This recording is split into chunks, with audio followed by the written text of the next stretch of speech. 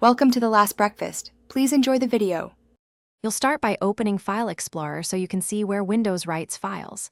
Press Windows plus E, then click this PC and open the Pictures folder. Inside, look for a folder named Screenshots. Windows uses that by default when you press Win plus PRT-SCN.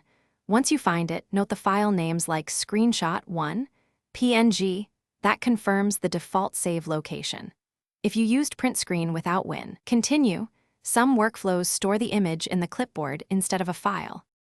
Next, widen the search to catch relocated images.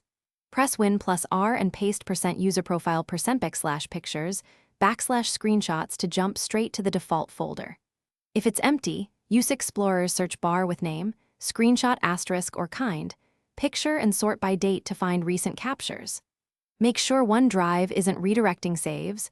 Open OneDrive settings and look for automatically save screenshots I capture to OneDrive. That will put files in OneDrive /pictures instead of the local pictures folder, which explains many. Finally, choose whether to change where screenshots land or recover missing files.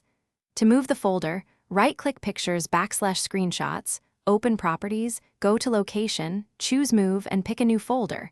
Windows will update the default. If you only have the clipboard, open Paint, press Ctrl plus V, then Save as to create a file. If screenshots still seem lost, check OneDrive sync status and the OneDrive recycle bin. Often files were uploaded or accidentally removed.